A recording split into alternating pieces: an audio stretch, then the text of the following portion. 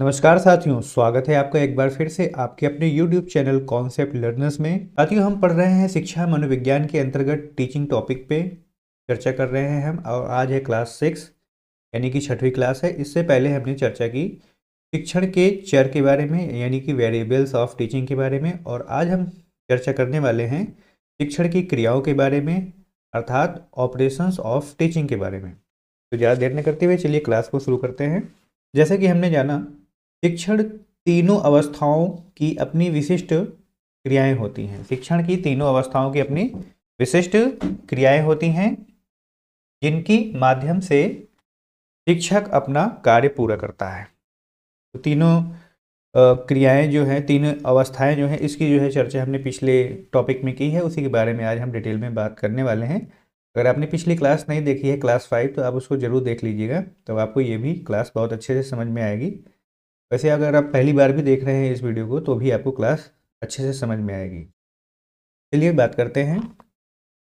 पहले पूर्व क्रिया अवस्था में शिक्षक की क्रियाएं, है ना। 3 अवस्थाएं होती हैं: पूर्व क्रिया अवस्था, अंतः क्रिया अवस्था और उत्तर क्रिया अवस्था। इन तीनों में ही पूरा शिक्षण समाया हुआ है। तो पूर्व क्रिया अवस्था के बारे में डिटेल में हम और ज़्यादा जानने वाले हैं आज इस क्लास में। जानते हैं पहले पॉइंट के बारे में, उद्देश्य का निर्माण एवं निर्धारण। तो जो पूर्व क्रिया अवस्था होती है ना, शिक्षण देने से पहले की जो अवस्था होती है, उसमें सबसे पहले क्या किया जाता है? उद्देश्य का निर्माण किया जाता है, उसका निर्धारण किया जाता है। इसी के बारे में डिटेल में जानते हैं। शिक्षक कक्षा में जाने से पहले अपने पाठन के उद्देश्य को निर्धारित करता है ना। जो वहाँ पे क्लास में पढ़ाने वाला है टीचर, अपने एम्स को निर्धारित कर लेता है कक्षा में जाने से पहले, अर्थात क्लासरूम में एंटर करने से पहले। वह छात्रों के पूर्व ज्ञान, अनुभव, कक्षा स्तर, आयु, मानसिक योग्यता के आधार पर क्या करता है? उद्देश्य बनाता है। ठीक है। टीचर क्लास में जाते ही डायरेक्टली पढ़ाने नहीं लगता है। ठीक है। उसको सबसे पहले क्या करना होता है? उद्देश्य का निर्माण करना होता है कि यानी हमें कौन सा टॉपिक किस विधि से पढ़ाना है और कौन कौन सी शिक्षण सामग्री का हमें प्रयोग करना है। चलिए आगे जानते हैं। दूसरा पॉइंट, पाठ्य वस्तु का चुनाव। ओके। शिक्षण उद्देश्यों के निर्धारण के बाद शिक्षक उपयुक्त पाठ्य सामग्री का चयन करता है। क्या करता है? पाठ्य सामग्री का चयन करता है। ठीक है। पाठ्य वस्तु के चुनाव में भाषा, प्रत्येक स्वरूप, प्रकृति, साथ साथ छात्रों के आयु स्तर का भी ध्यान रखा जाता है। किस किस चीज़ का ध्यान रखा जाता है? पाठ्य वस्तु का जो चुनाव किया है उसमें भाषा अर्थात लैंग्वेज कैसे प्रयोग की गई है, ठीक है, उसका स्वरूप कैसा है, प्रकृति कैसी है, ठीक है, उसके साथ साथ छात्रों का जो आयु स्तर है उसको भी जो है ध्यान में रख करके पाठ्य वस्तु का चुनाव करता है सावधानी पूर्वक। अगले पॉइंट के बारे में जानते हैं, शिक्षण शैली का चुनाव। ठीक है। ये क्या है? पाठ्य वस्तु के चुनाव के बाद शिक्षक इस बात पर चिंतन करता है कि चुनी गई पाठ्य वस्तु को किस शैली से पढ़ाया जाए जिससे बालक को अधिक से अधिक अधिगम कर पाए, यानी कि बालक को अधिक से अधिक समझ में आए, बालक अधिक से अधिक लर्निंग कर पाए, सीख पाए।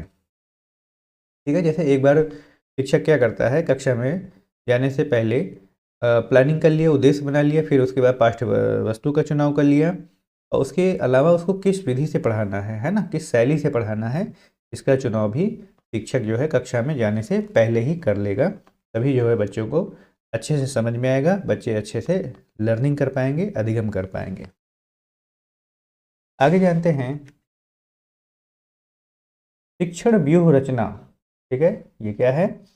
इस क्रिया में शिक्षक छात्रों की आयु, ठीक है, आयु, परिपक्वता, योग्यता आदि के आधार पर ज्ञान प्रदान करने के लिए चिंतन करता है ताकि छात्र सरलता से ज्ञान प्राप्त कर सकें। तो कहने का अर्थ यह है कि यह भी एक पूर्व क्रिया अवस्था है ना। कक्षा में जाने से पहले एक व्यूह रचना जो है शिक्षक बनाता है। इसमें कि क्या करता है? छात्रों की आयु की जांच करता है कि किस आयु के हमारे छात्र हैं, बच्चे हैं। परिपक्वता, उनका मैच्योरिटी लेवल क्या है। योग्यता अर्थात बुद्धि लब्धि आदि उनकी कैसी है, इसके आधार पे वह व्यूह रचना करता है कि किस प्रकार से वह शिक्षण कार्य करे, जिससे कि छात्रों को सरलता से ज्ञान प्राप्ति हो सके, सरलता से सीख सकें और लर्निंग कर सकें। अगले पॉइंट के बारे में जानते हैं, शिक्षण युक्तियों का चुनाव। इसके बारे में जानते हैं।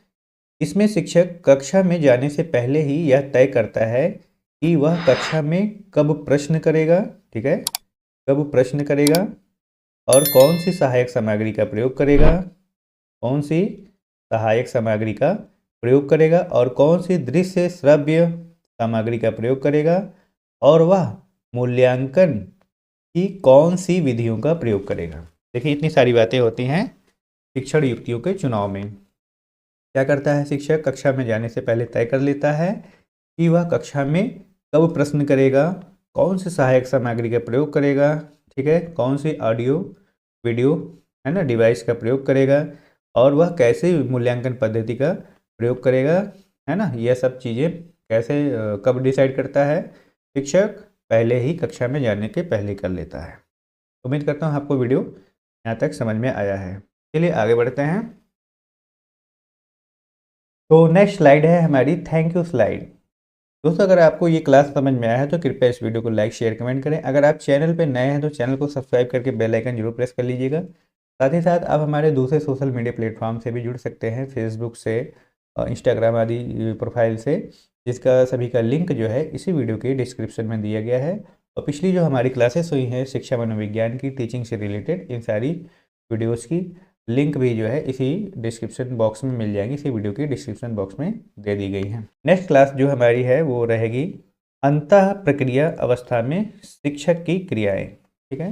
बारी बारी से हम एक एक चरण को समझते हुए चल रहे हैं डिटेल में, है ना। जैसे कि मैंने आपको बताया कि शिक्षण के जो है 3 चरण हैं, 3 वेरिएबल हैं, एक पूर्व क्रिया अवस्था, एक अंतः क्रिया अवस्था और एक उत्तर क्रिया अवस्था। तो अभी हमने जाना पूर्व क्रिया अवस्था के बारे में। अगली क्लास में हम डिटेल में समझेंगे कि अंतः क्रिया अवस्था क्या होती है ना, इसमें क्या क्या पॉइंट्स होते हैं, सारी चीज़ों को हम डिटेल में समझेंगे। इसलिए चलिए फिर मिलते हैं नेक्स्ट वीडियो में। तब तक के लिए धन्यवाद। जय हिंद, वंदे मातरम।